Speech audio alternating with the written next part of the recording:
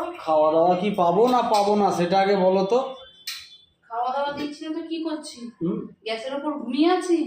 তো সেটাই তো মনে হচ্ছে, সকাল থেকে কি করছো কে জানে। কিছুই করছি না গো, সকাল থেকে কোন দিন কি কই গো, করলাম। কি করেছো? এই তো সয়াবিন আলুর তরকারি করেছি, পটল পোস্ত করেছি। পোস্ত? হ্যাঁ, পোস্ত করেছি। ও তো গলা থেকে নাববে, বুকে গিয়ে আটকাবে।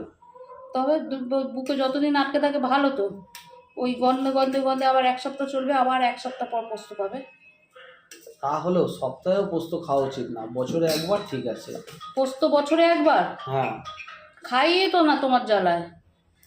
কাঁচা সরষের তেল দেবো, পোস্তের মধ্যে ভালো লাগে না, কাঁচা সরষের তেল দিতে হবে না, খাবারটা একটু বেগুন ভাজি। বেগুন আনছি আমি, কারোর পেলামই না কাটবো, মানে বেগুন গাছে পেলাম না যে কাটবো।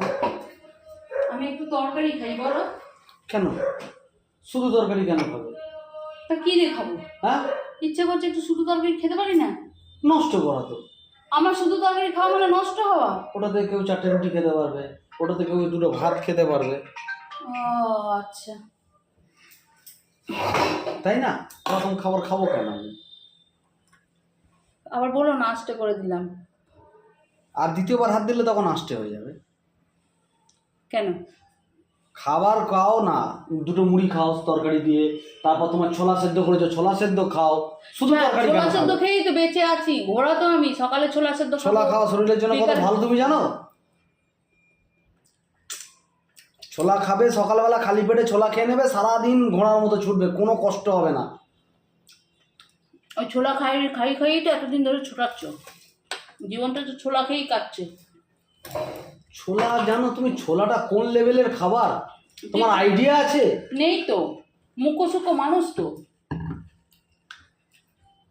কোনো আইডিয়া নেই। তেল মশলা খাওয়াটা ছেড়ে দাও, অ্যাভয়েড করো সবসময় ছোলা ভেজানো, ঠিক আছে, শশা টক দই এসবে থাকো, তাতে দেখবে হেলথ থাকবে, তন্দুরুস্ত থাকবে। আমি তো বলছি খাওয়া দাওয়াটাই ছেড়ে দেবো। না, খাওয়া দাওয়া ছাড়লে কি করে হবে? এখনো জীবনটা অনেকটা পড়ে রয়েছে, তোমাকে এখনো ঠিক মতো শেষ করা হয়নি, খাটানো হয়নি। নাকি বলো রক্ত চোষা হয়নি? যা বলো, আমার কপাল হয়ে গেছে এখন। কি? এই যে আর কিছু না। আজকে স্যাটারডে তো আমাদের অন্য কিছু হয় না, নিরামিষ খাবারে কী করবো? কি সুন্দর ঘি গরম মশলা ঠসলা দিয়ে সয়াবিন আলুর তরকারি করেছি, আর এখানে করেছি হচ্ছে পটল পোস্ত। তাও এত কথা শুনতে হচ্ছে, ঠিক আছে? সপ্তাহে একটা দিনই আমাদের বাড়িতে পোস্ত হয়, অথচ পোস্তটা এনেই খেতে ভালোবাসে। পোস্ত খেতে কে না ভালোবাসে, কিন্তু পোস্তর দামের জন্যই তো পোস্তটা খাওয়া উচিত না। হ্যাঁ, এটা ঠিক কথা, পোস্তটা অনেকটাই দাম, কিন্তু মাঝে মধ্যে তো ইচ্ছে করেই।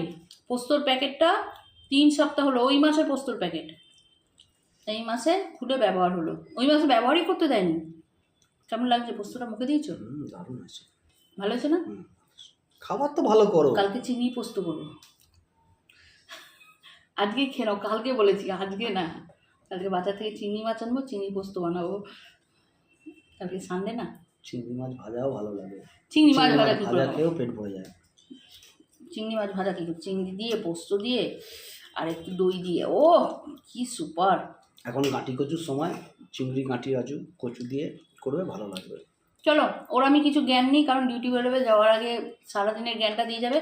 আর খাওয়া দাওয়ার দুপুরবেলা এইটাই মেনু আছে, একটু এই পাপড়, জ্ঞানটা দিয়ে যাবো, তবেই তো সারাদিন ঠিকঠাক চলতে পারবে। একটু পাপড় ভাজলে হতো, কিন্তু সেসব আর সময় নেই, ইনি বেরিয়ে যাবে, ছেলেদেরকে দিলে দেবো, ঠিক আছে? দুপুরের খাবার মেনু কিন্তু 10:30টার মধ্যে দেখিয়ে দিলাম, ওকে? এবার সারাদিন আমি বসে থাকলাম, বাকি কাজগুলো কে করবে? ফালতু কথা বলো, সারাক্ষণ কি ঘরে বসেই থাকি নাকি? পিনিক মারা কথা ছাড়ে না। এরপর তোমার কাজ কি?